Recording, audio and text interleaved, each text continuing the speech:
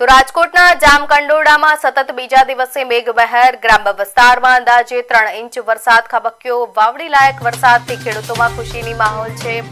દળવી સહિતના અનેક ગામોમાં ખેતરોમાં પાણી ભરાઈ ગયા। દળવી ગામની સ્થાનિક નદીમાં ઘોડાપૂર જેવી પરિસ્થિતિ સર્જાઈ છે।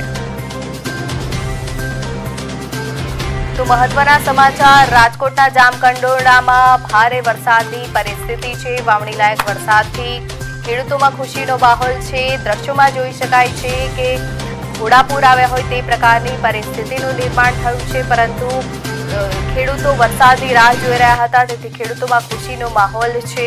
અસહ્ય ગરમીથી લોકોને રાહત મળી છે। આખરે ઘણા સમય વરસાદની રાહ જોડાયા બાદ હવે વરસાદનું આગમન થતા લોકોમાં પણ ખુશીની માહોલ જોવા મળી છે। અનેક જગ્યાએ ઠેર ઠેર મેઘરાજાએ ધમાકેદાર એન્ટ્રી લીધી છે, ત્યારે રાજકોટમાં પણ મેઘરાજાએ એન્ટ્રી લેતા હવે લોકોને રાહત મળી છે।